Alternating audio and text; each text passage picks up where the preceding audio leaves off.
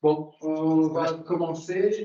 Comme vous le savez, la circulation sur La Rochelle n'est pas terrible. Mais voilà, j'ai eu quelques messages de personnes qui sont bloquées. Certaines rejoindront d'ailleurs de notre événement, et d'autres qui malheureusement ne pourront pas être là. Et certains finalement se sont connectés à distance. Donc, pour ceux qui sont à distance, merci d'être avec nous ce soir. Voilà, vous voyez notre Olivier Richard, par exemple, mais bon, on voit également ce que tu partages.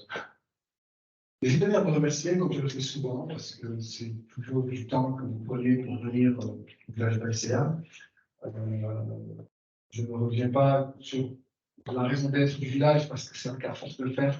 Pour moi, même si je pense qu'il y a toujours de nouvelles personnes qui rejoignent le village au cours de ces ateliers que nous organisons et qui ont besoin de comprendre ce qu'on y fait, ça peut être assez redondant pour ceux qui l'ont entendu plusieurs fois. Alors, on peut parler hier très rapidement, même si ce n'était pas prévu lors de l'événement au Créa-École avec le BNF. Nous sommes une banque de l'assurance, de l'immobilier. Notre métier, c'est de financer l'économie. Depuis 2014, on a aussi pivoté un tout petit peu pour accompagner davantage certaines entreprises de notre territoire, notamment des jeunes entreprises innovantes. Pour le faire, on ne pouvait pas le faire seul. Nous avons ouvert à Paris en 2014, il y a 44 villages aujourd'hui, il y a 1360 startups dans le réseau des villages, il y a plus de 750 entreprises partenaires. À La Rochelle, nous avons ouvert le village il y a 6 mois, à Niort, c'était en 2019, et dans ce projet-là, nous le faisons avec des partenaires qui ont accepté de rejoindre le projet Village VICH, d'accompagner aussi ces jeunes entreprises-là, parce que pour certains d'entre eux, ils me disent, quand on les a rencontrés il y a plus d'une année, moi, quand j'ai commencé à me donner la main, j'en suis là aujourd'hui, j'ai envie de donner la main également pour pouvoir donner ce que je peux à ces jeunes entreprises. C'est pour cette raison d'ailleurs que Olivier Richard, devant vous, est là, partenaire, ambassadeur du village d'Alcéa depuis l'ouverture du village, qui requiert une implication forte, du temps, de l'argent, du partage des connaissances, etc., que je remercie infiniment. Ce sujet est d'autant plus important pour nous que ce soit une jeune entreprise innovante, une entreprise bien établie. La séduction entre guillemets est pour nous quelque chose de primordial parce qu'une entreprise a pas mal d'interlocuteurs autour, il y a ses clients, ses investisseurs, ainsi de suite, ainsi de suite. Et pour pouvoir peut-être aller plus loin dans ces interactions avec tout son entourage, que ce soit client ou investisseur, c'est toujours mieux de séduire. Alors, je n'irai pas plus loin, je laisse simplement la main à Olivier Richard. Pour ceux qui sont à distance, juste vous demander de bloquer vos micros et n'hésitez surtout pas, vous aurez la possibilité de poser des questions en décochant votre micro pour que ce soit assez interactif. Merci Olivier, merci beaucoup pour ta présence. Merci à vous d'être là ce soir avec les événements qui font passer un petit peu, mais je crois qu'on est déjà 24 en présentiel, donc bravo, c'est bien. Je ne sais pas combien seront en distanciel. Bon, c'est une première pour être en distanciel et en présentiel. C'est soit tout présentiel, soit tout distanciel. Donc, on va voir. Effectivement, Abdou vous a un peu introduit le sujet. Vous avez vu 2-3 petits messages passer sur les réseaux. Séduire. Alors, comment on est parti dans cette présentation? C'était un soir, tu m'as appelé, tu m'as dit ce serait bien qu'on fasse une intervention. Qu'est-ce qu'on peut faire sur la gestion d'entreprise, la pérennité, la croissance? Pas une, mais on arrive à faire ça. L'idée, c'est fini cette nuit à 1h30. Donc, on ne voulait pas s'il y a un manque de cohérence de temps en temps, puisque vous allez voir que je suis beaucoup occupé et j'ai fait ça avec plaisir. Mais en essayant de donner une cohérence. Et puis, Séduire est arrivé assez vite. Comme une évidence, vous allez voir pourquoi. Alors, on va démarrer. C'est variable. Vous allez voir le temps que je prends, ça peut prendre une intervention. Je peux parler pendant 2 heures. J'ai manqué le salle. Je peux parler pendant un quart d'heure si je ne vous accrochez pas. Moi, j'ai 1 minute pour vous séduire.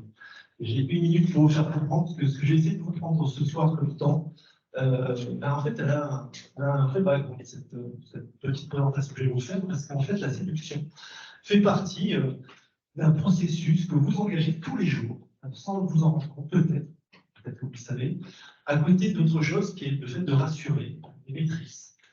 Et vous activez deux parties de votre cerveau qui sont l'hémisphère droit et l'hémisphère gauche.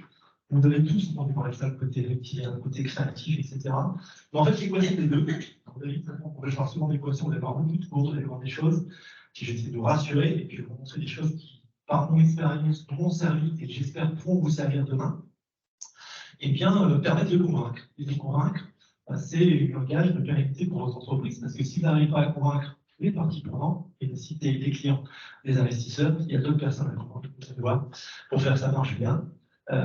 Effectivement, je ne serai pas devant vous, je ne serai pas sponsor du village BCA. Alors, j'espère que d'avoir été directement à la conclusion pour moi, vous aurez pris ce qu'il y a à apprendre comme technique. La sélection fait partie d'un processus nécessaire pour convaincre. Et ce que je vous propose, c'est, avant d'aller dans quelques petits tips and tricks qui, moi, m'ont servi dans le passé, et encore aujourd'hui, c'est de vous dire qui je suis, parce qu'il faut que je vous rassure. Donc, qui je suis. C'est le côté hémisphère gauche qui va commencer à vous. Moi, je suis pas un conférencier, donc c'est trop bien. Peut-être que ça me plaira, peut-être que ça me plaira pas. Si vous ennuyez, que je vais envoyer quelqu'un par téléphone, je leur dirai, par exemple, monsieur, c'est quoi votre prénom? Thierry. Comme les notes. Oui. Super.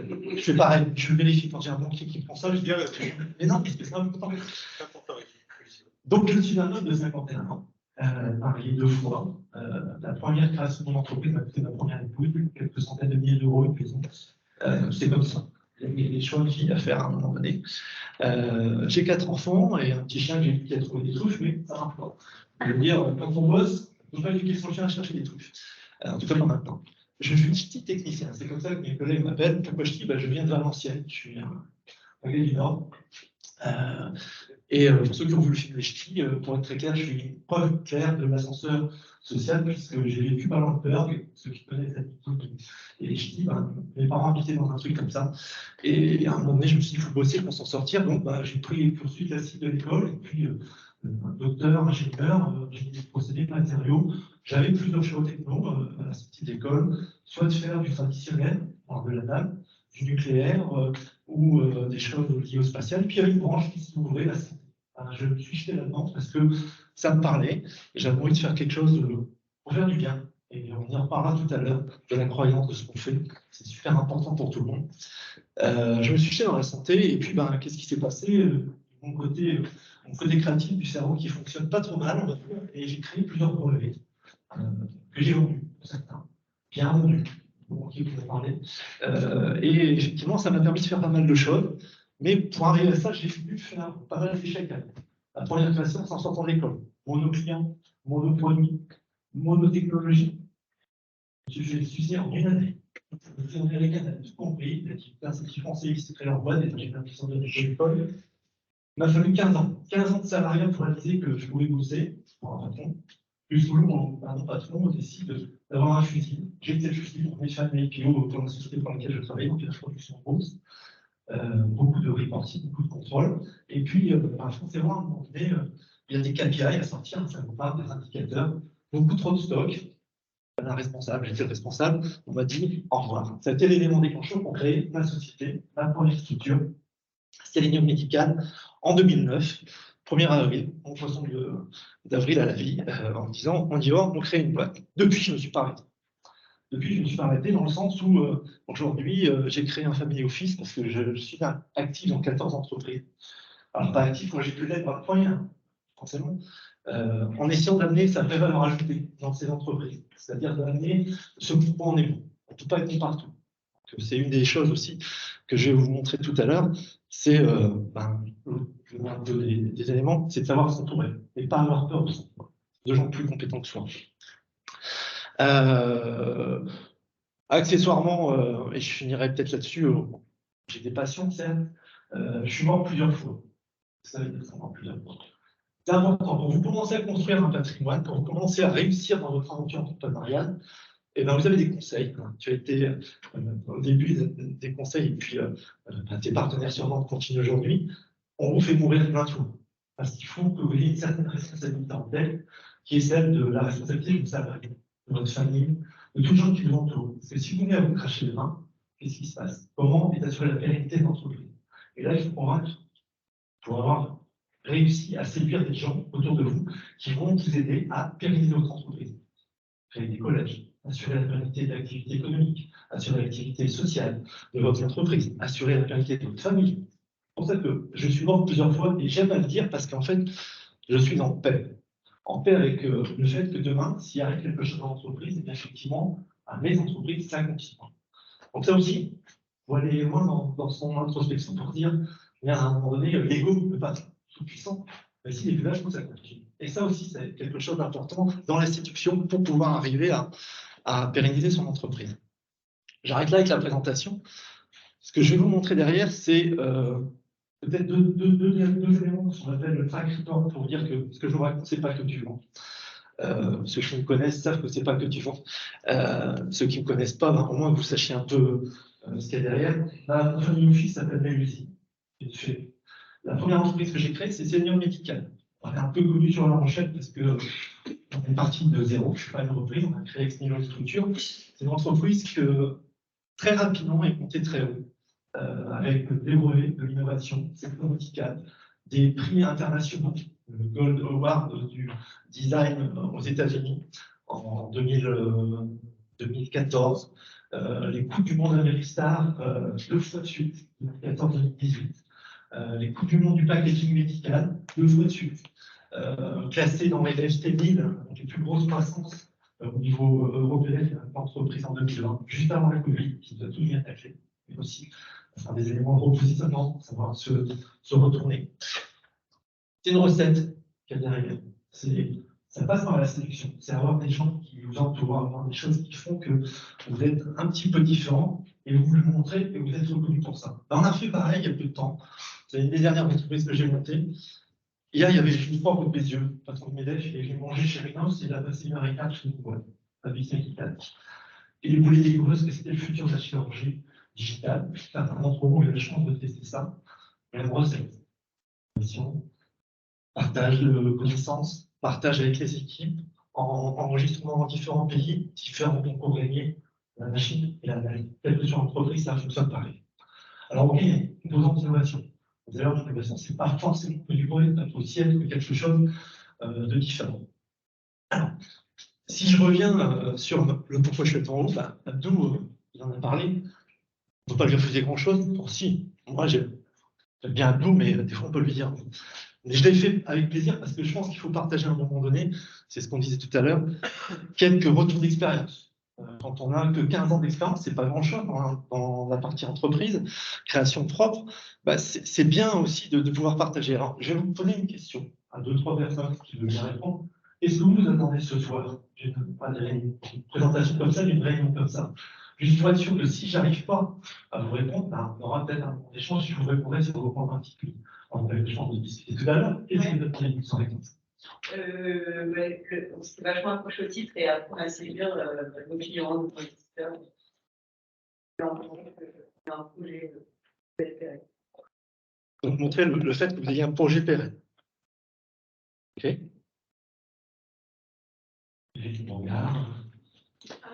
Alors, qu'est-ce que vous attendez sur réponse? Moi, je suis venue en ouverture d'esprit puisque je démarre en tant que commercial. Et donc, je suis tout à fait ouverte à recevoir tous les conseils et des tips justement que vous allez nous donner sur à la fois le séduire et rassurer et donc convaincre. Alors, je ne vais pas vous rassurer, je vais vous séduire. Rassurer, c'est votre métier. Je peux pas vous rassurer parce que je ne connais pas votre métier. Allez, 2 filles, un gars. Découvrir quel est votre parcours, comment vous avez construit votre projet, et puis en amener peut-être d'autres projets également et rencontrer l'écosystème. Ok. Ok. Ça marche. Bon, la rencontre, vous allez le faire, l'écosystème, vous êtes dedans. Pour les autres points, projet pérenne, je vais vous donner des petits tricks qui Juste sont en attendant la prochaine question, en fait, j'ai des retours de ceux qui sont connectés à distance. Ouais. Je pense que c'est le micro qui fait peut-être qu'ils vous entendent. Est-ce que si j'enlève le micro, Olivier, ça peut poser? Ah non, non, non, non, non, moi je peux parler plus fort. Est-ce que vous m'entendez mieux là? Ça passe ou pas? C'est beaucoup mieux. Ah, voilà, c'est parce que ça gratte contre la barre. Pas de problème, ça va me libérer la main. Ok, message compris. Alors, comment on a construit, comment j'ai construit ce petit moment de partage? Je vous ai dit, quand on a parlé avec Abdou du démarrage de cette petit event, je me suis dit, je ne veux pas faire un truc classique. Donc, ça sera une présentation comme on a l'habitude d'en voir, mais il y a un fondamental derrière, c'est de se dire, dans séduire, qu'est-ce qu'il y a en fait? Il y a des fondamentaux, et c'est rigolo, tout à l'heure, j'attendais, je patientais, il y a 7 bonnes raisons d'être partenaire. Il y a 7 lignes derrière. Il y a 7 mots clés. Il y a 7 tips que je vais vous donner. Alors, vous n'en aurez pas 50. 7. Autour de quoi? Autour de ce qui sont les choses qui me sont venues en tête, qui sont importantes pour moi en tant qu'entrepreneur pour réussir à séduire quelque part les parties prenantes. Alors, la séduction des parties prenantes, je pense qu'il ne faut pas que l'écart trop de ça, malheureusement. Hein, on est d'accord. Vous allez voir, le premier point, c'est le soin. Le soin, c'est quelque chose, c'est pas lié à mon activité médicale, c'est faire attention. Vous allez voir. Différentes choses sur l'évolution, forcément. Comment on va évoluer de la phase de start-up quand on crée Exnilo jusqu'à un groupe dans une entreprise, j'ai à peu près 100 personnes. C'est pas la même gestion, c'est pas les mêmes hommes, c'est pas le même environnement. Comment on peut se projeter durablement sur ce qu'on va faire? J'ai mis volontairement le mot usurier. Usurier, vous savez ce que c'est? Quelqu'un qui fait de l'argent à un taux qui est supérieur à ce qui est le taux normal. Je ne dis pas que mes banquiers sont les usuriers. Sûr, je ne le dis pas. Par contre, je les aime bien quand ils demandent beaucoup en retour. Parce que ça veut dire qu'ils croient beaucoup au projet et que derrière, la réussite va être encore plus grande. On parle des financeurs haut de bilan cette fois-ci. Les capital risques. Donc, je vous montrerai comment nous, on a utilisé dans nos méthodologies rapidement par rapport à un calage de nos activités à les chercher. Et c'est ce qu'on disait encore. J'avais Geoffroy au mes yeux hier et je lui dis on a un peu de mal à trouver, je ne cherche pas grand-chose, ça, j'ai des millions pour une petite boîte. Je dis on n'arrive pas à les trouver, les gars ils ne veulent pas venir. Pourquoi? Combien d'X? Est-ce que ça vous parle, combien d'X? Combien de retours sur investissement les gens aujourd'hui veulent? 1,8, 2. Ils veulent des sociétés start-up avec du marché, de l'EBITDA et du dérisquage déjà fait. Ce n'est pas du capital risque, ça. Je vais voir mon banquier, je lui demande un prêt.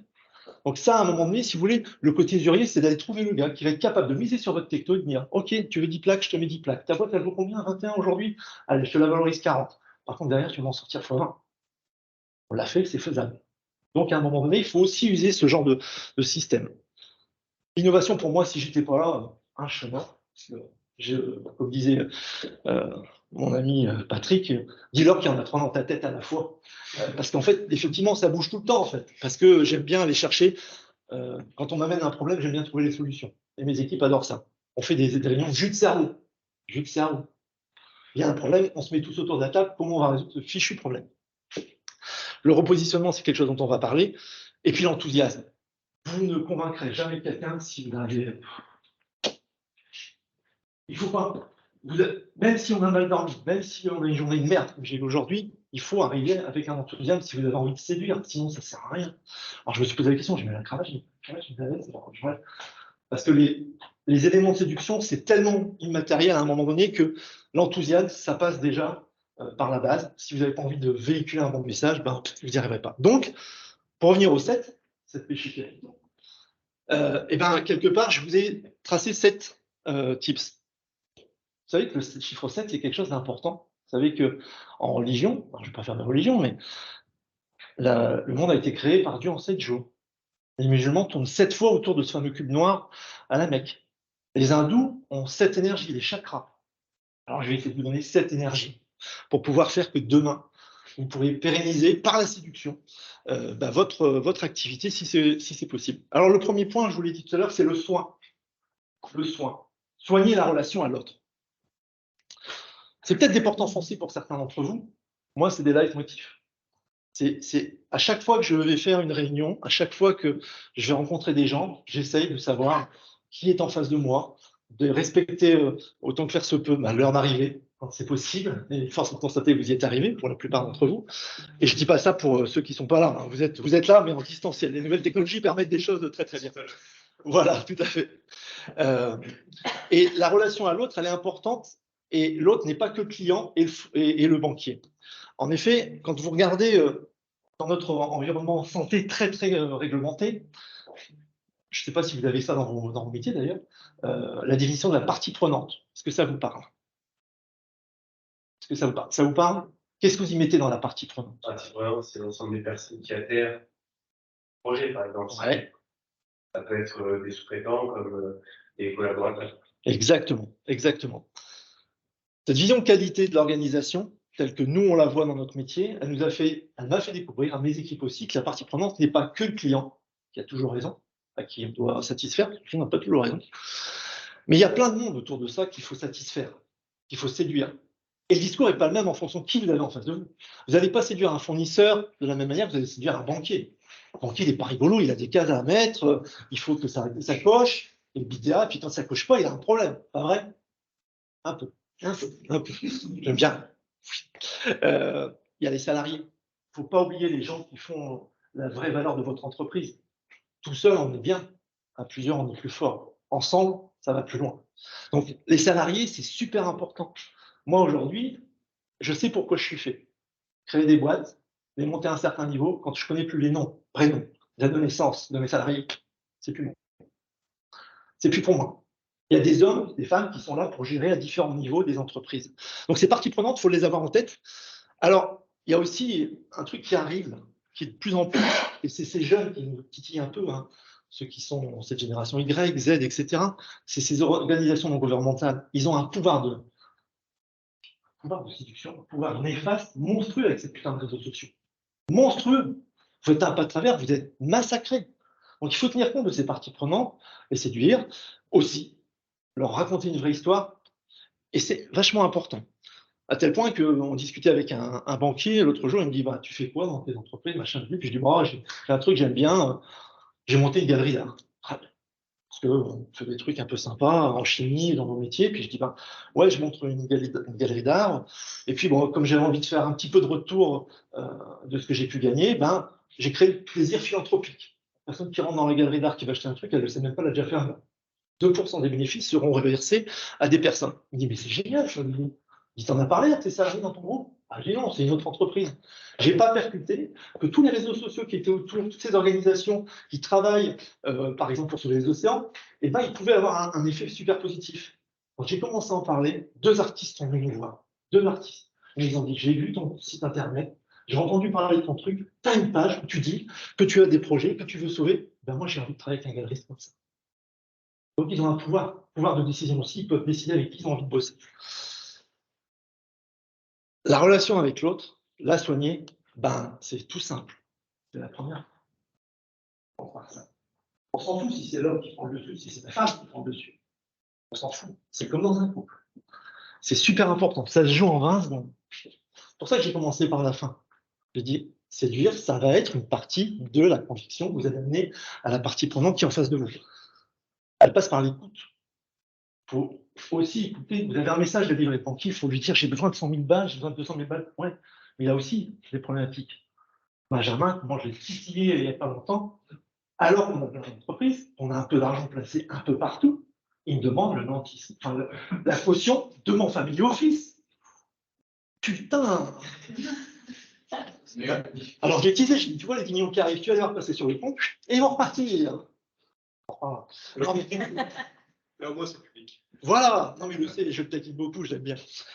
Patrick a été dans ses baskets avant, hein, on est copains depuis longtemps. Hein.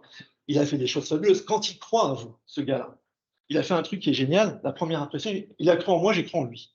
Il a réussi à me faire financer. Bon, il n'est plus en chargé d'affaires. Il a réussi à me faire financer des outils de production spécifiques pour des brevets en tant que machine classique, Credit Buy. Bien, bien. Bien. Bon, quand il a fallu lever les garanties au moment où on a vendu les brevets, c'était autre chose. Mais, parce qu'ils ne travaillaient pas pour la même banque. Peu importe. Donc, la première fois, c'est super important. Mais la première fois, elle peut vous amener aussi à faire quelque chose, à dire non. Quand vous rencontrez quelqu'un, et on fait simple, je suis un peu cru, et que sa gueule ne vous revient pas, vous emmerdez pas. Vous n'avez pas de temps à perdre. À un moment donné, la décision, elle vous appartient. Un de mes banquiers encore m'a dit, tu sais, Olivier, tu peux dire non. Et c'est parce que le non existe que le oui a de la valeur.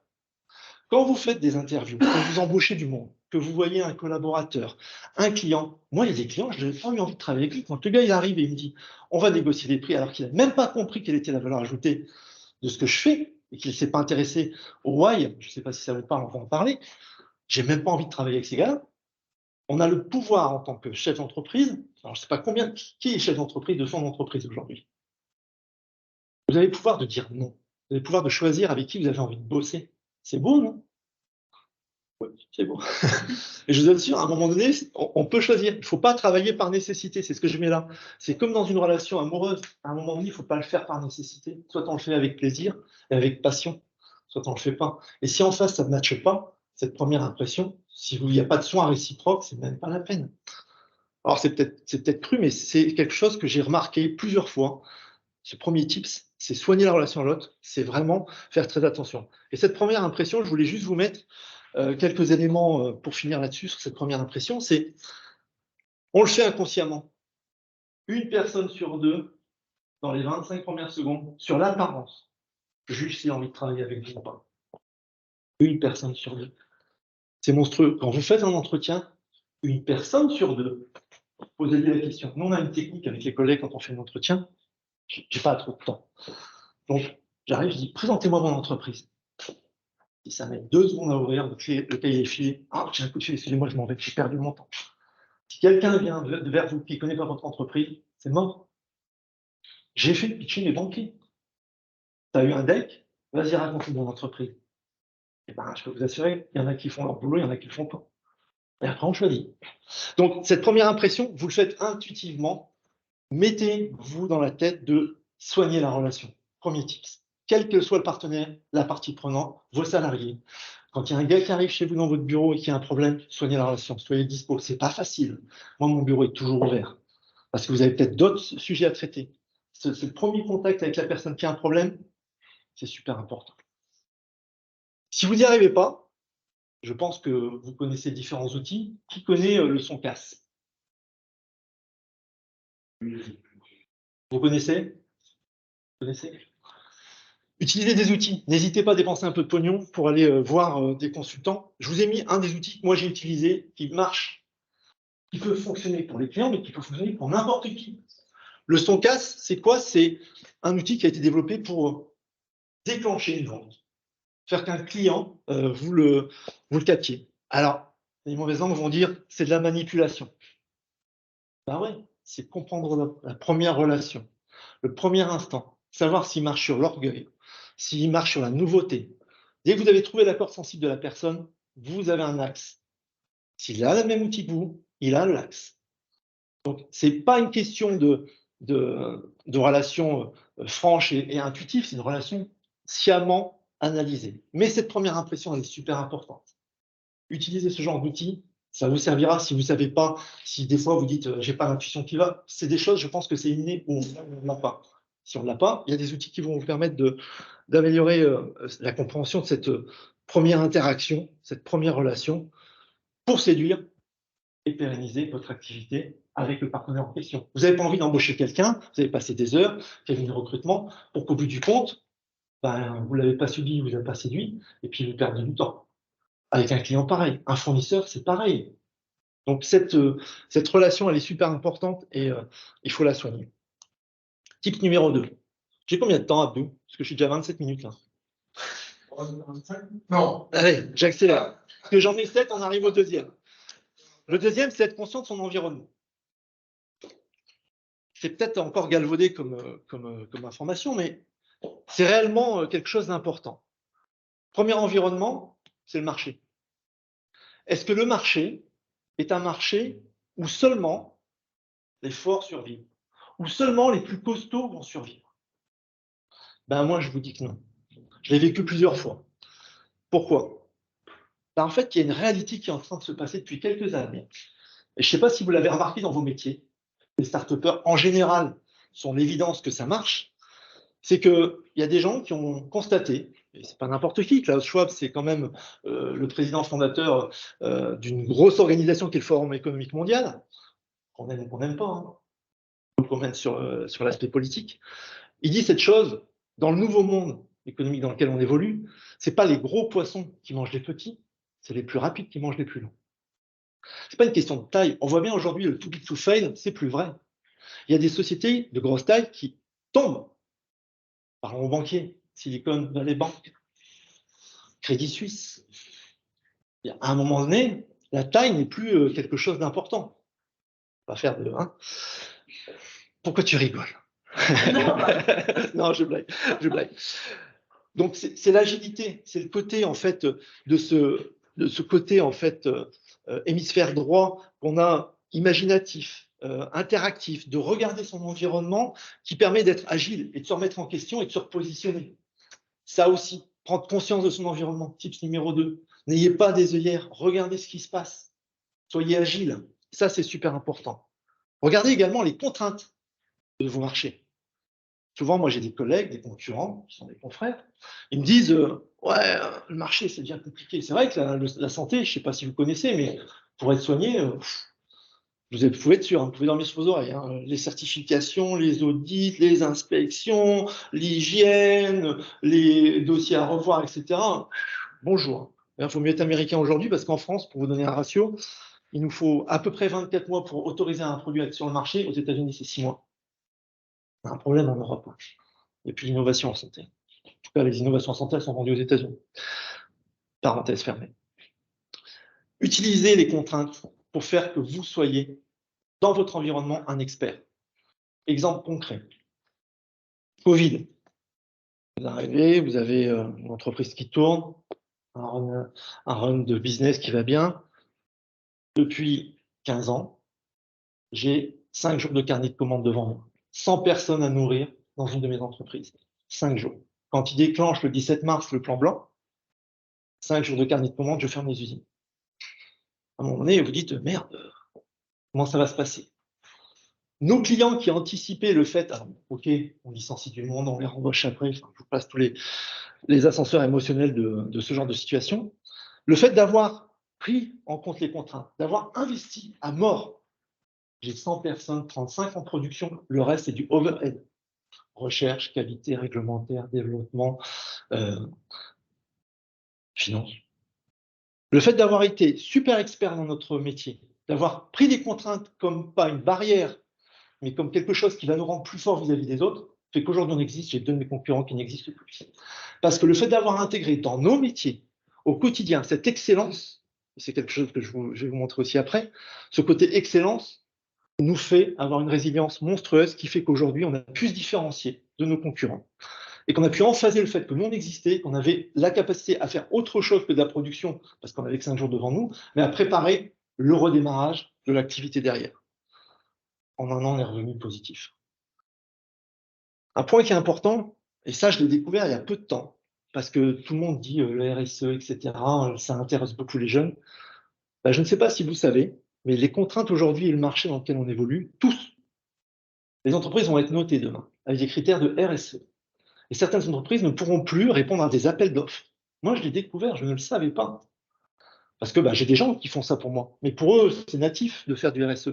Je n'avais pas percuté qu'au sein de mon groupe, qui regroupe quelques entreprises, j'avais intérêt à vite déclencher quelque chose qui vienne d'en haut sur le RSE pour avoir les bons KPI, les bons indicateurs qui fassent que demain, je puisse être mieux financé par mes amis banquiers. Nos amis qui sont là de la banque pourront vous le confirmer, mais vous me dites si je dis des bêtises, dans quelques années, des entreprises qui auront mis en place des politiques de RSE, etc., auront des taux plus attractifs que les entreprises qui n'ont rien mis en place. Vrai ou pas vrai? C'est fort possible, merci. Donc, ayez conscience de ça pour votre environnement demain, pour rester compétitif, pour séduire vos banquiers et leur montrer que oui, vous avez mis en place une démarche RSE. Nous, on le fait naturellement, on travaille avec des acides, on les recycle, on fait des choses pour nos salariés, etc. Merde, il faut le montrer, il faut le valoriser. Donc, ayez en tête cette vision des contraintes de votre activité comme un plus et pas quelque chose qui est un frein. C'est pas facile à intégrer, mais je vous assure, c'est vraiment un plus quand il y a besoin d'avoir de la résilience. Comprendre le marché, c'est aussi comprendre les marchés, les clients et comment est régi votre marché. Moi, je suis sur un marché de la santé où il y a de l'innovation, il y a des lois pour ça. Pas des lois qui vous emmènent en prison, hein. Des lois mathématiques d'adoption d'innovation à qui on va s'adresser.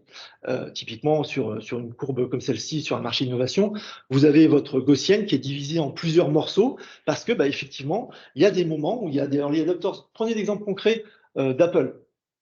Qui veut le dernier Apple en septembre? C'est les early adopters. Ils veulent la dernière techno. Qui prend celui qui est mature parce que moins cher, parce que débugué, etc. Qui veut la première voiture qui sort pour être le premier innovateur users? Bah, c'est exactement ça. Il y a des lois qui répondent à certains marchés. Je ne connais pas vos métiers. Vous allez tout à l'heure m'expliquer autour d'une coupe. Enfin, c'est du champagne ou c'est du cidre? J'espère du champagne. Surprise. Non, vous m'expliquerez, mais il y a des lois en fait qui régissent quelque part les activités de nos entreprises et les connaître, ça permet aussi de séduire au bon moment les bons interlocuteurs. Exemple concret.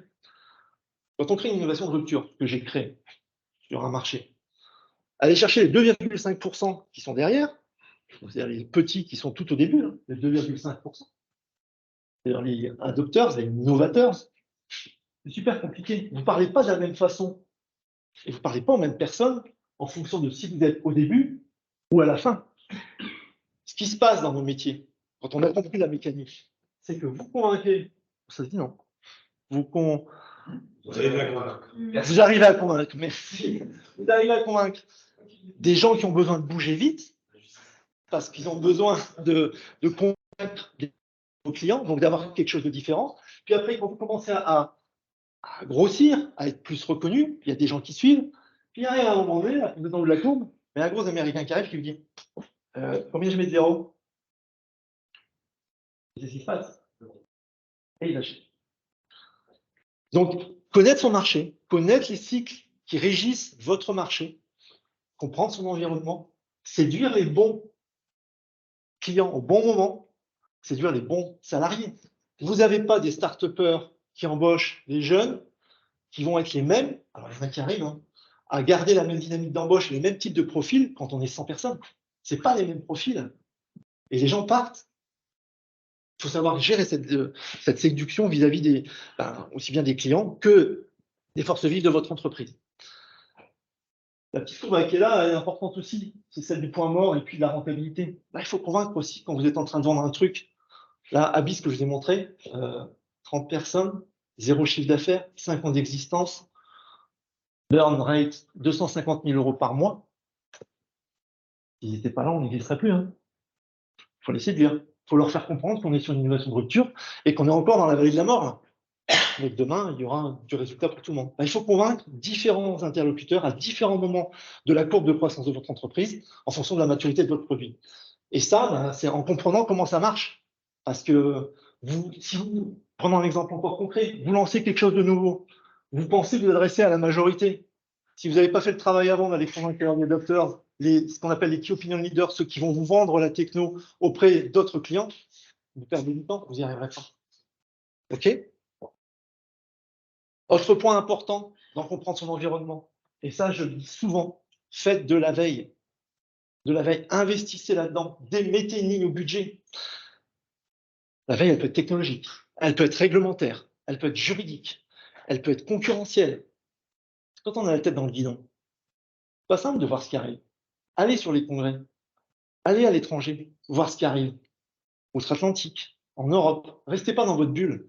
Allez faire de la veille, dépensez du pognon pour aller voir ce qui se passe. Parce que quand ça arrive, il est trop tard. Si un concurrent émerge parce qu'une grande société a décidé, bonjour, une grande société, j'adore vos lunettes, j'ai failli acheter les mêmes.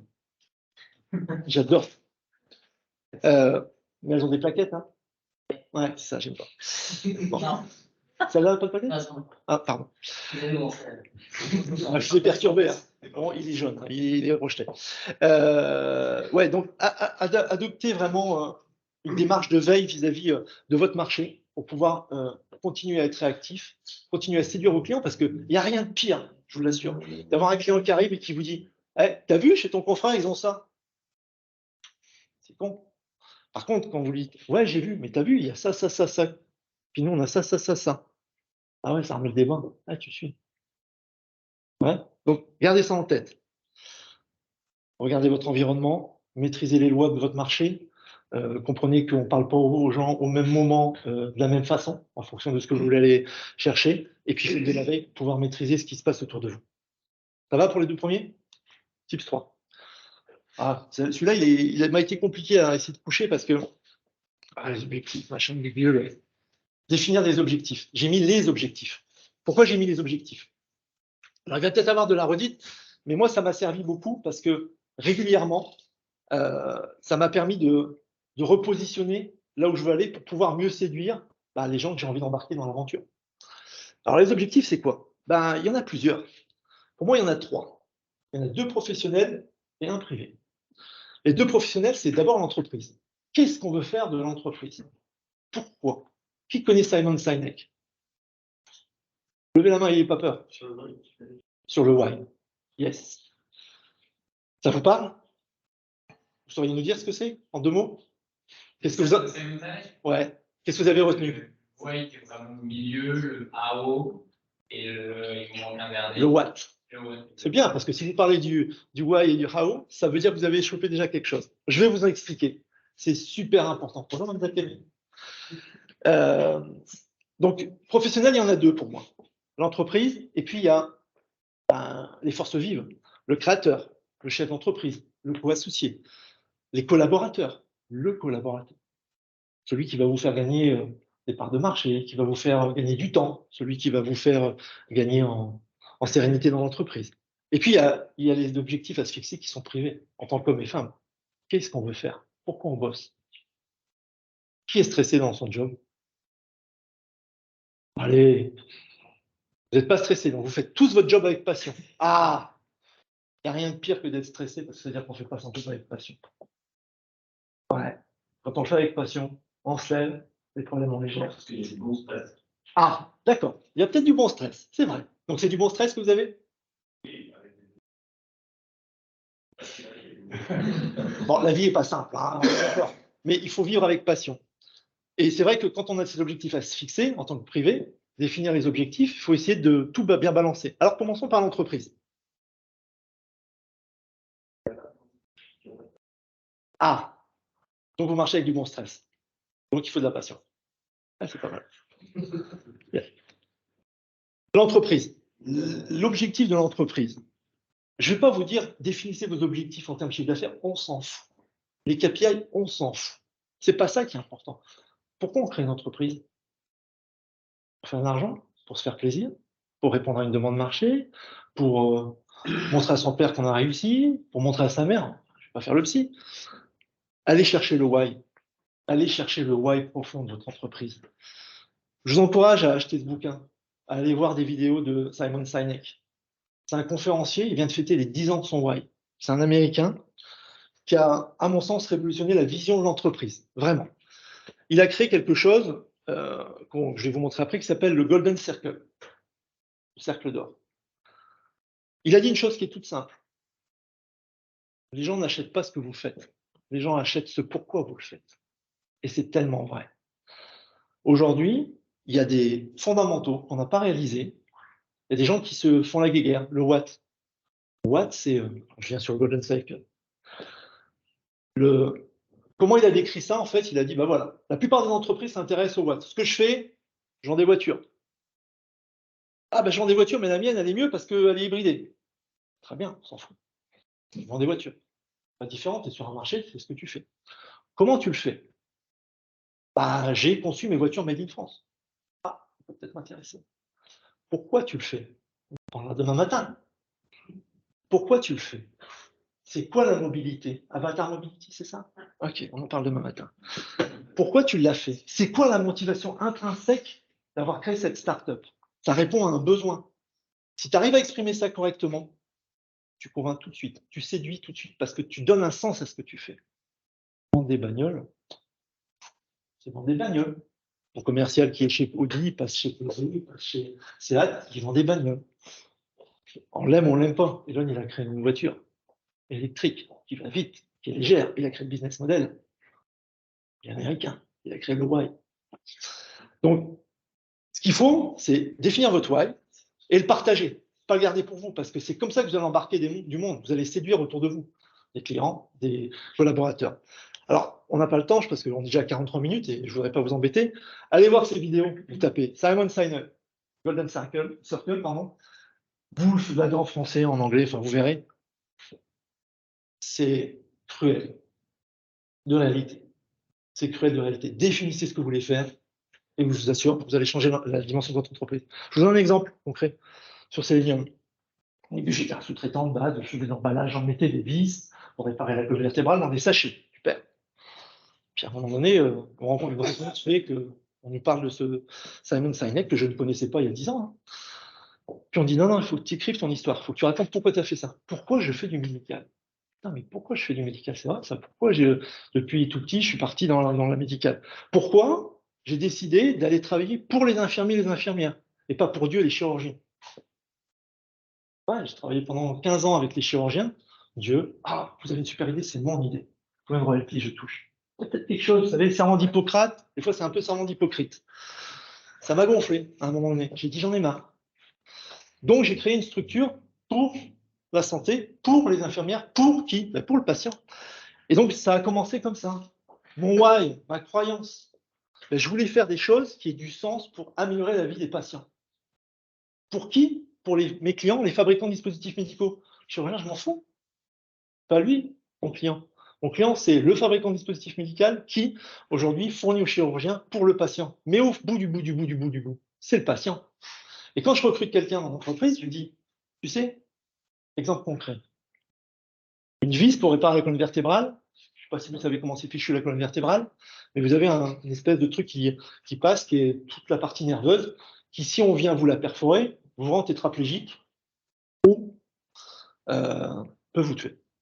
Paraplégique, tétraplégique ou vous tuer. Quand on met une vis dans le corps humain, longueur 45, vous avez tous bricolé à la maison. Vous avez tous essayé de mettre un clou dans un mur, une vis dans un mur. Ouais. Si la vis, elle est mal posée et que ça dépasse, ça peut être un problème. C'est pas beau. Dans le corps humain, la vis, elle rentre 5 mm trop fort, vous percez la dure-mère, vous rendez la personne, au pire, paraplégique, tétraplégique, vous la tuez. Quand j'embauche quelqu'un, je m'en fous de savoir si il a fait maçon ou pas. J'ai un gars, super, maçon, il a les mains comme ça, mais il est super dans sa tête parce que il sait que s'il se gourre en emballant une vis qui fait 45 de long à la place d'une 50, s'il se gourre dans le mauvais sens et qu'il met la 50 à la place de la 45, il peut tuer un gamin. Et à chaque fois, je leur dis, si tu fais une connerie, c'est potentiellement ton gamin. Ça te pose un problème. J'en ai qui ne restent pas. Parce qu'ils ne veulent pas avoir la pression de, effectivement, merde, je suis dans une entreprise dont le patron, il veut améliorer la vie des patients, et j'ai pas envie de payer 10 millions de dollars pour la mort d'un patient, même si j'ai l'assurance. Le but, c'est d'améliorer la vie des patients. Donc, mon why, il a été là. C'était de se dire, putain, ma croyance, elle est là. Comment je le fais? Comment je le fais? Autour du why.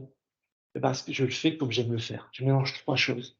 Je mélange de l'innovation, je mélange de l'excellence. Tout à l'heure, je vous disais de la rigueur opérationnelle et de l'excellence. Je vous disais, si on n'avait pas eu cette contrainte intégrée dans notre métier, je serais mort post-Covid. Grâce à ça, j'ai pris des clients pendant la phase Covid.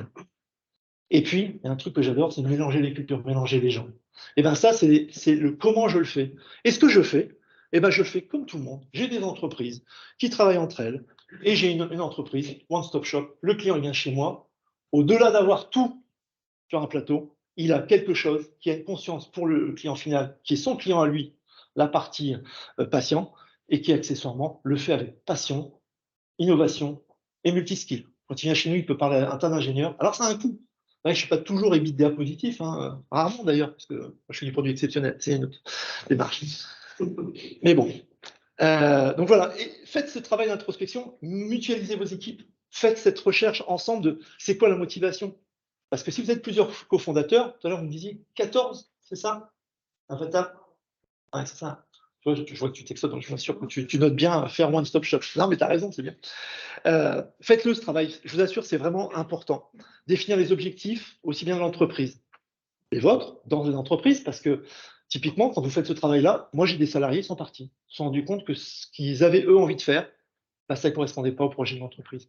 Non tact, il vaut mieux avoir quelqu'un qui parte au moment où il réalise, mais vous avez défini votre why, vous avez défini comment vous vouliez le faire, et puis ben, ça déroule pas.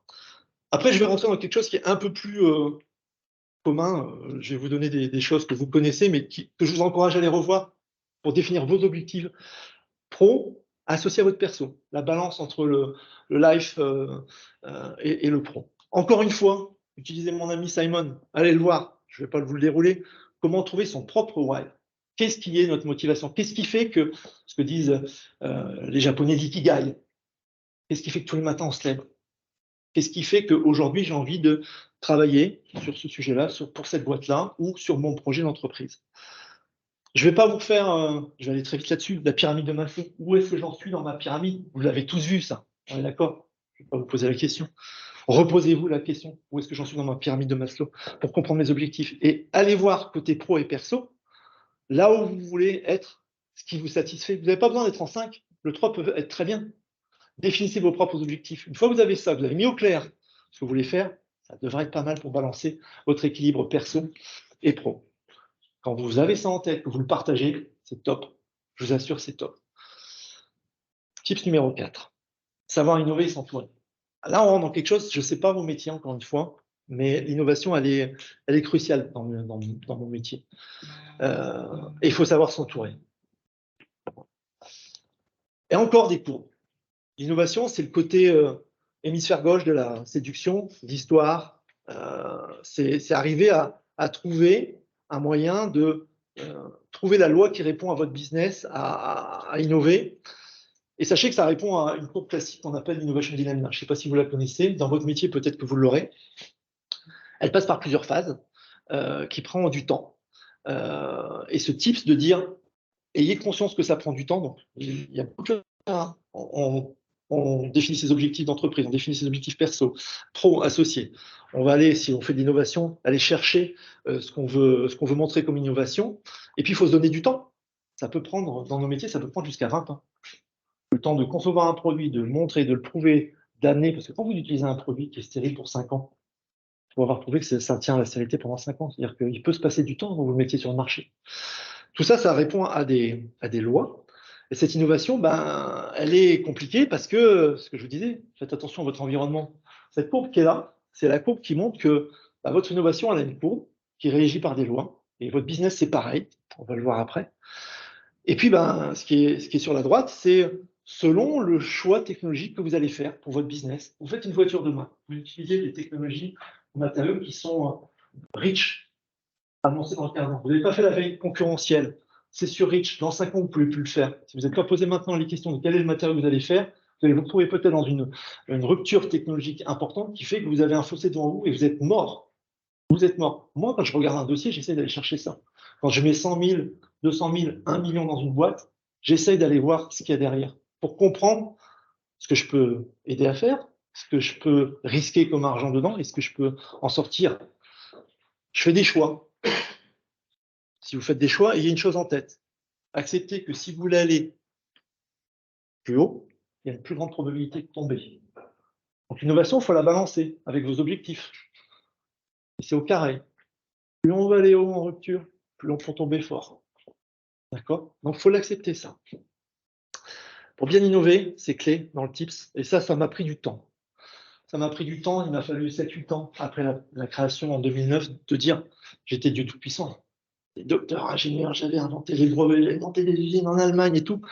J'avais besoin de personne. Putain, quand vous êtes à l'hôpital et vous vous rendez compte que ça ne tourne plus parce que vous n'avez pas structuré votre équipe, là vous dites ouais, l'ego il en prend un coup. Et puis là vous dites il faut que je m'entoure. Il faut s'entourer avec des gens qui sont meilleurs que vous. Vous allez probablement payer plus cher que vous. Un commercial en France dans notre métier, 120 000 euros. Un commercial aux États-Unis, 500 000 $ avant frais. Il allait aux États-Unis faire du commercial. Non, je ne parle pas anglais, je ne suis pas américain. Je vais prendre un commercial à 500 000. Par contre, il va vous coûter $1 million, mais il va vous ramener peut-être 10-15 millions de dollars. Est-ce que ça pose un problème fondamentalement? Non. En fait, si ici se paye. S'entourer, Kennedy, j'aime bien sa phrase, disait l'art de la réussite, c'est de savoir s'entourer des meilleurs. Ouais, c'est pas con en fait. Parce qu'en fait, on peut réfléchir à plusieurs, beaucoup plus large. C'est tout bête, mais allez, un exemple. Ouais, non, c'est perso, donc je vais pas rentrer là-dedans. Ça implique mes petites filles et c'est compliqué. Mais ce que je veux dire, c'est qu'on ouvre en fait quelque part son champ de compréhension quand on s'entoure avec des gens qui ont des avis différents. Soyez pour la parité, il y a beaucoup d'hommes dans ça. Soyez pour la parité. Le RSE, nous, on l'a mis en place, on a la parité homme-femme au comité de direction. On a l'égalité des salaires, fonction égale, salaire égal. Entourez-vous des gens, vous évitez un tas de conflits. À partir du moment où vous les respectez, vous avez les bonnes personnes qui comprennent. Et si vous mettez en place en fait un mode de fonctionnement qui fait que chacun a sa place dans la discussion, et vous gagnez du temps. Moi, quand j'ai transféré une technologie à un numéro 1 mondial, J'ai filé 1 an, 2 ans de salaire à mes gars. En leur disant, bah, c'est ton morceau maintenant. J'ai fini. C'est eux qui ont bossé. Ils étaient ravis. C'était des spécialistes. Je venais de leur couper 50% du business. J'embauchais des gens. Le lendemain, je dis, bah écoute, désolé, langage verbal, première impression. Le gars super content. Le lendemain, je dis, bah on vient de signer la vente, 50% d'activité. L'usine que j'ai montée, elle ne sert plus à rien. Putain, je peux vous dire, le mec, il tremblait. Il me dit, c'est quoi ce barjot, machin. Savoir s'entourer des gens, leur expliquer le message et puis leur projeter quelque part là où ils peuvent vous aider demain, bah, le gars, il est toujours dans la boîte. Il a aidé au transfert de la techno, etc. Et aujourd'hui, c'est un chef de projet super créatif. Alors, il était rentré pour gérer une usine d'injection. Aujourd'hui, il est chef de projet de nouveaux produits et il s'éclate. Donc, quelque part, offrir aussi la possibilité à des gens de grandir dans la boîte et de se montrer, leur laisser la place, c'est mettre son ego dans la poche et puis savoir s'entourer. Conseil, il faut toujours un taulier. Je suis 2 fois par mois, 4 heures dans une des boîtes, c'est l'union médicale, parce que je gère toute seule maintenant, j'ai mis un déjà en place depuis 1 an. Je fais un jus de cerveau et une revue de décision, quand il y a besoin. Donc, il faut un taulier. Le taulier, ça peut être un créateur, ça peut être quelqu'un que vous nommez en tant que taulier, mais il le faut. Dernier point là-dessus, puis après j'accélère parce que ça fait 55 minutes que je parle. Cette équipe que vous allez mettre en place va vous permettre un truc. Et ça, je le fais maintenant depuis 2018. Elle vous permet de faire un pas de côté. Ce fameux pas de côté dont beaucoup de gens parlent, c'est de prendre du recul. Ça vous autorise à prendre un petit peu la tête hors du guidon. Donc, c'est con, mais le monsieur qui est là-bas m'a dit, le jour où tu te mets au golf, j'arrête peut-être que je vais me mettre au golf, j'arrête de te suivre. Parce qu'en fait, des fois, vous pouvez aussi faire ce pas de côté en allant réfléchir ailleurs. Golf, peu importe, j'en sais rien. Mais avoir une équipe sur laquelle vous pouvez compter vous permet en fait de prendre ce temps pour pouvoir justement penser la stratégie de demain, faire d'autres choses qui peuvent bénéficier aux salariés aujourd'hui que vous avez, à l'entreprise que vous avez, et qui, quelque part, continuent à pérenniser votre entreprise. J'ai 2 adages que je dis souvent et c'est vrai, je l'ai expérimenté. Le fait d'avoir cette équipe, de savoir s'entourer, je leur dis souvent le mieux l'ennemi du bien. Et aujourd'hui, j'ai des équipes qui réagissent comme moi. C'est-à-dire qu'ils ne vont pas être puristes parce que des fois, vous embauchez des gens et ils veulent super bien faire leur job. Et le risque, c'est qu'ils font trop bien leur job et qu'ils deviennent des freins dans l'entreprise. Si vous leur expliquez concrètement que votre vision, c'est de ne pas faire le mieux, mais de faire le bien, ben, là, vous avez gagné déjà. Et puis, soyez prêts à être surpris. Ils vous amènent beaucoup. Ils vous amènent des projets. Alors, ça, c'est des choses aujourd'hui qu'on commence à mettre en place dans certaines entreprises. On va faire des boards où les innovations peuvent venir des salariés et on met en place des choses qui vont permettre de leur rétribuer un peu d'argent s'ils amènent des idées que l'entreprise exploite. Si l'entreprise n'exploite pas, c'est pas grave, mais au moins, il y a des idées. Et ça, c'est quelque chose aussi de nouveau qu'on a découvert. Tips numéro 4, user les ressources des usuriers pour financer, pour impliquer.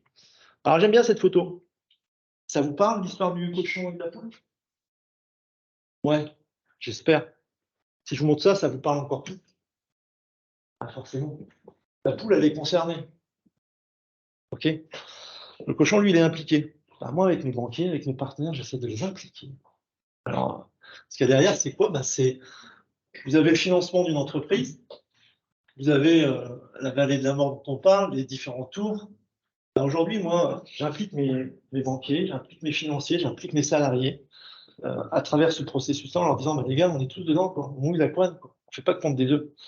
Et ça, c'est important de se dire, dans notre business model, qui est le nôtre, qui est l'innovation, son financement, c'est d'impliquer pour pouvoir pérenniser son entreprise, parce que faut faire comprendre qu'à un moment donné, quand on commence à mettre le doigt dans l'engrenage, il est pris l'engrenage.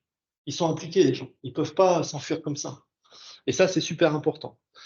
Tout ça parce qu'en fait, quand on utilise les réseaux, quand on comprend leurs mécanismes, on se rend compte qu'en utilisant toutes ces forces-là, on arrive à financer plus facilement.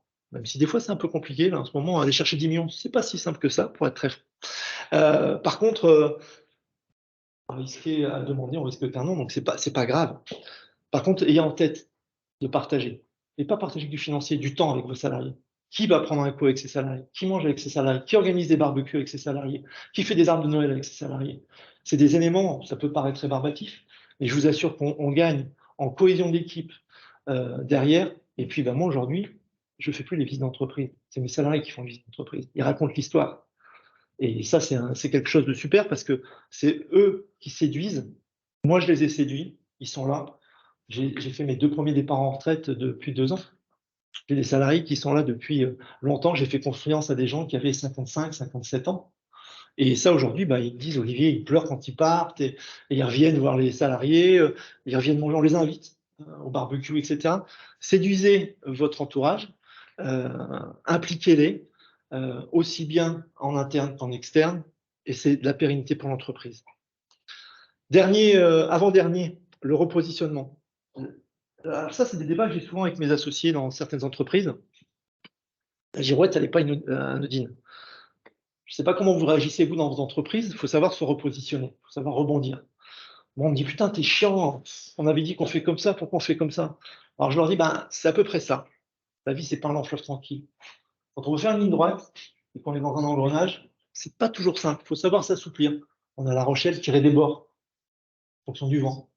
Ben, c'est ça un petit peu quelque part, c'est savoir changer son cap, s'assouplir et faire partager. Parce qu'en fait, si vous expliquez pas, et ça, je l'ai compris il y a 2-3 ans, en réunion, les gars me disent, putain, tu nous as dit ça, pourquoi on fait ça maintenant?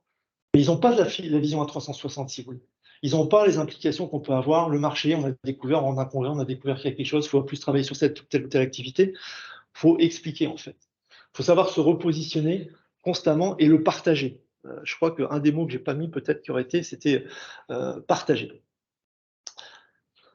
Le repositionnement, il passe aussi par une préparation. On en a parlé, se préparer, bah, le monde, il change vite autour de nous, hein. Je ne sais pas si vous l'avez vu, mais enfin, je pense que vous l'avez vu, vous l'entendez tous, et ça secoue nos entreprises.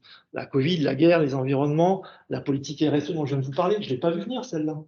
Il faut s'y préparer. Les nouvelles générations, il y a des jeunes. Vous avez tous dans vos équipes des jeunes qui veulent travailler moins, venir à vélo, être mieux payés. Il faut les gérer. Il faut se repositionner. Il faut apprendre à gérer avec ces gens-là. Il faut apprendre à gérer avec ces gens-là. C'est pas simple, mais il faut y arriver. Alors, ce qu'on fait, moi, ce que j'ai fait, hein, je prends des jeunes qui gèrent des jeunes. Ça marche bien, hein. Camille, la responsable RH chez nous, elle a d'abord été ingénieure, elle a fait le boulot de développement dans une des structures. Aujourd'hui, elle a dit, ah, je veux changer, je veux être RH. Vas-y, ma Camille. Camille, c'est la fille RH. Elle va à la plage entre midi et 2. Elle met son maillot de bain sur le vélo à sécher devant la salle de réunion pendant que les banquiers sont là. Voilà, ça c'est Camille. Quand les gens viennent la voir pour discuter différents points vie sociale, ah ben, ça gère super bien. Et puis après, elle les met devant les faits accomplis du style oh, on voudrait plus de vie au bureau, plus d'événements, etc. On organise des événements, super, on organise des événements. Bah, ouais, cette fois-ci, c'est vous qui payez. Putain, il n'y a plus personne. Ah, donc vous voulez qu'on organise des événements, donc on est d'accord, c'est pas de la participation, ça passe aussi. Ah oui, d'accord, ok. Vous voyez, donc avoir des jeunes qui parlent aux jeunes la même chose, ça peut être sympa. Puis ces jeunes, ils savent aujourd'hui, ils cherchent du sens. Je reviens sur le why, les salariés nous choisissent. C'est eux qui nous choisissent aujourd'hui. Je ne sais pas si vous l'avez déjà eu, mais moi j'ai eu des entretiens d'embauche, les mecs, je vais y réfléchir. Putain, je t'offre un job. Moi j'ai commencé, baladure, SMIC moins 30%. J'étais content de bosser. Je dis, je me dis, je vais réfléchir. Ah putain. Donc, ouais, préparez-vous à ça, parce que c'est important. Vous allez devoir utiliser toutes les forces de votre entreprise, du financier, des clients, des partenaires, mais préparez-vous à ça. Et puis, dernier tips, allez, je finis là-dessus, gardez votre enthousiasme. Gardez ce côté confiance en vous, éclairé. Alors, spécial dédicace pour certains d'entre vous à qui je raconte cette histoire. Est-ce que ça évoque quelque chose pour vous? L'histoire des grenouilles, ça vous parle ou pas? Non? Allez, c'est un conte pour enfants. Vous n'avez pas dû avoir beaucoup de contes pour enfants. Je les raconte souvent à mes enfants, je les raconte souvent à mes banquiers, je les raconte souvent à mes clients, je les raconte souvent à mes fournisseurs, à mes salariés. L'idée qu'il y a derrière, c'est quoi? Bonjour, monsieur Grégoire. La route est longue. T'arrives, never give up, tu vois, pile poil. Tombez 7 fois, relevez-vous 8 fois. L'histoire de ces grenouilles, qui connaît l'histoire des grenouilles dans le lait? 3, 4, vous la connaissez? Ouais, je vous la raconte, elle est super intéressante. Ces deux grenouilles, un peu comme moi à la fin de la journée, là, j'ai soif. Elles ont soif, elles se baladent, elles sont en campagne. elles ont besoin de se désaltérer, elles arrivent à proximité d'un champ, et miracle, il y a un seau de lait.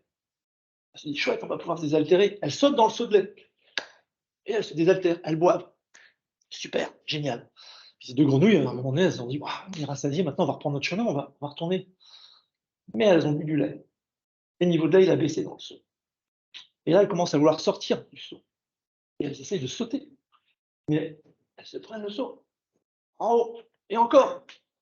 Putain, puis il y en a une, elle dit, mais c'est n'importe quoi, on a bu trop de lait, là, on est en prison, on va jamais s'en sortir. On va mourir, on va se noyer. L'autre a dit, non, il y a forcément une solution. C'est pas possible, c'est pas possible. Puis il y a celle qui se débat et qui dit, j'y arriverai pas. Elle se laisse tomber, elle se noie. L'autre a dit, mais c'est pas possible, il y a une solution. Puis elle continue à nager, à se débattre, à se débattre. Puis c'est de plus en plus dur. Putain, c'est dur. Et puis là, elle dit, je vais continuer. Il y a une solution, je ne sais pas quoi, mais il y a une solution. Puis elle se débat, elle se débat, elle se débat. C'est de plus en plus dur. Puis le dur devient ferme. Le lait s'est transformé en crème. La crème en beurre. Elle prend appui, elle peut sortir du seau. En réalité, ne vous découragez jamais. Gardez cet enthousiasme contre vents et marées. Je crois que je vais m'arrêter là. Je vais finir avec mon ami Simon et puis le stress. Si vous voulez le matin et que vous avez du stress, et que vous ne le faites pas avec passion, arrêtez ce que vous faites, changez, faites autre chose. Travaillez dur pour quelque chose que vous aimez, ça s'appelle la passion, et je vous assure, vous pouvez travailler jusqu'à 1h30 du matin pour faire une présentation comme ce soir. Mes tips pour ce soir, c'est autour de séduire. Soignez la relation à l'autre, soyez conscient de votre environnement, définissez des objectifs, usez les usuriers, utilisez les forces vives autour de vous, innovez pour se différencier. Ça, c'est un des tips que j'ai vraiment utilisé et qui aujourd'hui a très très bien marché. Repositionnez-vous quand c'est nécessaire et puis gardez votre enthousiasme. Merci.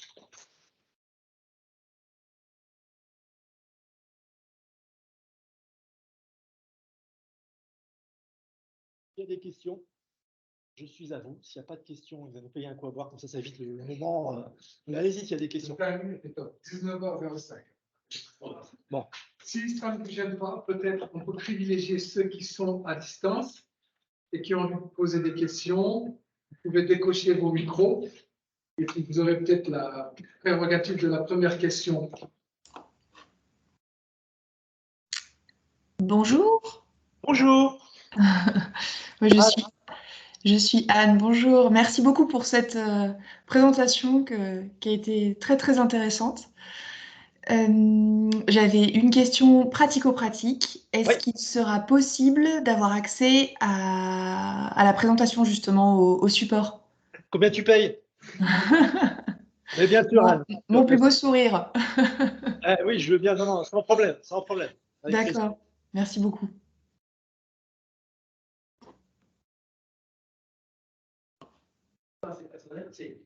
Combien d'heures tu dors par nuit? Oui, je dors comme tout le monde. Il faut dormir, mais je ne sais pas, ce qui m'est nécessaire. Quand c'est nécessaire. Pardon? Et pas forcément la nuit. Et pas forcément la nuit. On a peut-être les mêmes modus operandi. Je crois. Ouais, je suis plus à faire la sieste quand c'est nécessaire, mais effectivement, travailler plutôt tard quand c'est calme. Il y a des personnes qui travaillent tôt le matin. Moi, je ne sais pas. Je sais pas. Voilà. Question? Plutôt une remarque. Il n'y avait pas le mot mais il était là. Il était là. C'est vrai, c'est vrai, c'est vrai. Je l'ai souvent dit, je ne l'ai pas mis le mot partage, vous avez raison. Oui, c'est vrai. Mais il était présent. Mais il était présent, c'est vrai. Merci. Bon, un coup, Abdou. Un commentaire peut-être, Abdou? Oui, Elie. C'est Fabien, donc l'homologue d'Abdou de Niort. Simplement, Olivier, je voulais te remercier de la qualité de cette intervention. J'ai beaucoup apprécié à la fois le contenu et la forme. J'ai beaucoup apprécié le regard que tu portes sur l'entrepreneuriat, sur l'innovation, sur parfois les quelques clins d'œil en fait entre entreprises traditionnelles que tu ne deviens pas, mais que tu pourrais devenir compte tenu de la taille de l'entreprise et à la fois les bases qui ont construit ton groupe, tes valeurs, tout ce que tu as exprimé là. J'ai trouvé que c'était extrêmement inspirant et particulièrement à la fois proche de l'évolution de notre société, proche des attentes des générations, on les appelle comme on voudra, mais X ou Z qui arrivent sur le marché. En tout cas, c'était très inspirant et un très grand merci pour ton implication et pour cette présentation. Voilà. Avec plaisir. Merci. On pourra la faire à Niort, hein, si tu veux. Alors ça, je le note. Hein. Oui, oui. Bah, Abdou va savoir le faire. Hein. J'ai pris plein de. Oui, oui. Alors après, ça peut paraître des portes enfoncées, mais c'est pas facile. Quand Abdou m'a dit fais ton retour d'expérience, un retour d'expérience, c'est son vécu, donc c'est des portes enfoncées, on les voit tous les jours. Donc je pense que vous avez des choses que vous connaissez forcément, mais les remettre dans l'ordre en se disant bah ouais, il y a une espèce de séduction dans notre processus qui doit être là et il y a 2-3 trucs à pas louper. Ça m'a semblé important. Cette première impression, c'est con, mais c'est super important. Non, mais je le dis parce que c'est d'autant plus intéressant que la première fois qu'on a évoqué son intervention, on ne savait pas vraiment. Non, c'est sûr. On a pris du temps à écrire et écrire, jusque même il y a à peu près un mois, quoi, alors qu'on a parlé de ce sujet-là il y a peut-être 2 ou 3 mois. Merci beaucoup parce que c'est un partage d'expérience de ce que tu as vécu. Ce n'est pas la vérité, c'est sa vérité, mais en tout cas qui marche. Et que donc, être ici parmi nous avec des jeunes qui commencent dans l'entrepreneuriat, certains que je vois, que j'espère voir dans quelques temps, et puis d'autres qui sont des entrepreneurs bien établis. Voilà, c'est une forme de générosité que j'apprécie énormément. Et puis, dans le village, je pense à un créateur d'entreprise, nous en fait rencontrer. Grégoire qui est là, la première société que j'ai aidée dans le village à Paris, j'en suis toujours actionnaire et j'ai mis au pot parce que c'est des jeunes brillants, c'est des choses importantes en fait. Ils sont en train de séduire leurs clients, de trouver leur marché. C'est important aussi d'écouter les vieux qui ont peu de cheveux, de savoir qu'effectivement ça marche. Alors, c'est peut-être pas toute la recette, il y a des tips, il y en a plein, mais ça marche. Réussir à convaincre, réussir à convaincre déjà d'être au village Baïséa, pour ceux qui y sont, c'est bien, parce que tout le monde n'y est pas. Hein. Moi, je suis assez cinglant dans les comités. Hein. Quand il me dit « ouais, ce serait bien qu'on remplisse les bureaux », rien à foutre, il faut que le projet soit en cohésion avec la partie village Baïséa. Ça ne sert à rien d'aller prendre quelqu'un qui n'a pas encore trouvé son marché, son business model, qui n'est pas suffisamment structuré. Enfin, je veux dire, il y a des incubateurs pour créer des entreprises au démarrage. Le village Baïséa, c'est une autre étape. Et c'est vrai qu'il faut savoir dire non. Hein. Ouais, surtout que là, dans la salle, il y en a qui vont passer demain au comité. Oui, on a déjà parlé. Elle a prévendu Avatar Mobility. Elle me dit vous serez là demain? Ben non, j'ai un conseil d'administration après, mais je serai là en présence en distanciel. Ouais. Il y a une question là. Ouais. Tous nos talents en France, pas tous aux États-Unis. Je crois, messieurs disaient hier soir, on est en France, pas victime, c'est pas le nom qu'il a employé, mais on fait être sous contrainte de la normalisation. Ouais. Il y a plein de contraintes, de rigueur extrême. Ouais. Et personnellement, avec les autorités françaises, avec les instances européennes, de plus en plus. Oui. Donc, si tout à l'heure, pour vous, 6 mois aux États-Unis, 24 chez nous. Ouais. Votre vision sur le sujet, est-ce que c'est des choses qui peuvent se corriger longtemps, pour faciliter l'entrepreneuriat ou contrairement, c'est quelque chose qui va. Dans la santé, ça a changé le business model des créateurs d'entreprises dans la santé. C'est-à-dire qu'avant, on pouvait créer une entreprise dans la santé, je parle de ce que je connais, assez facilement avec peu de capitaux.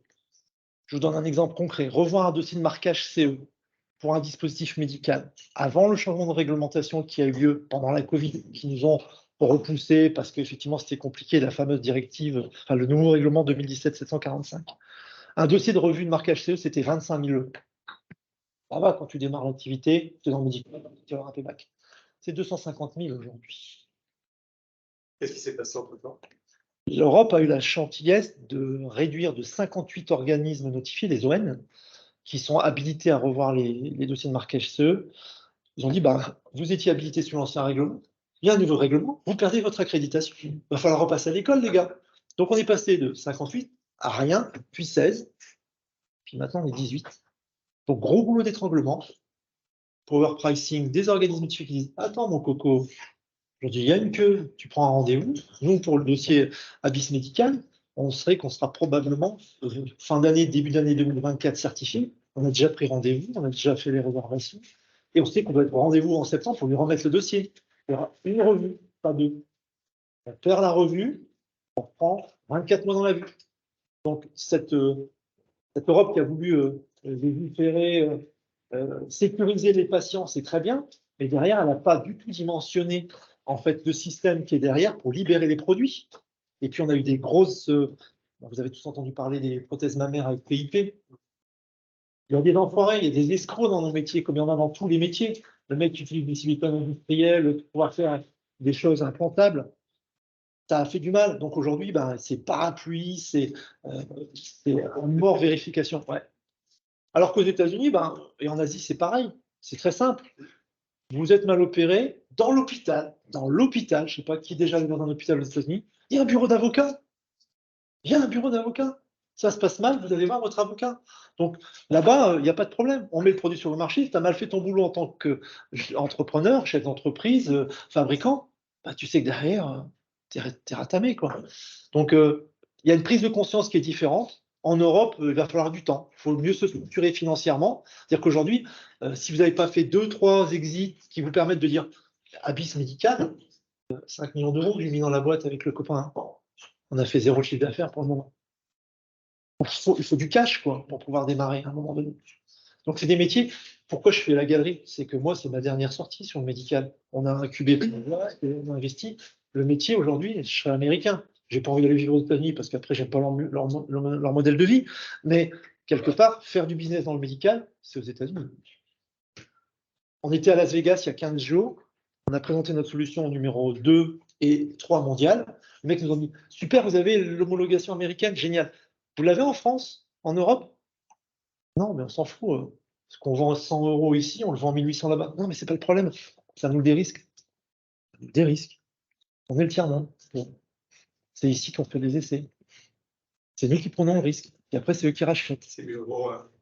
Pardon? C'est Muro. Ouais, exactement. C'est très, très étrange. Donc, je ne connais pas vos métiers. Je serais curieux de connaître un peu c'est quoi vos métiers sur lesquels vous êtes. Mais ouais, il faut savoir justement se repositionner, comprendre comment évolue le marché.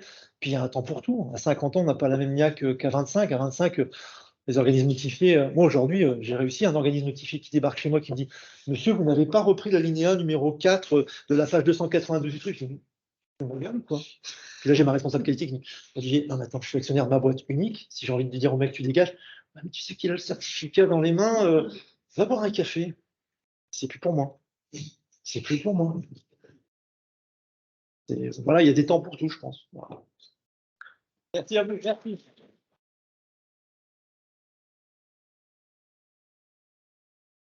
Merci à vous, merci.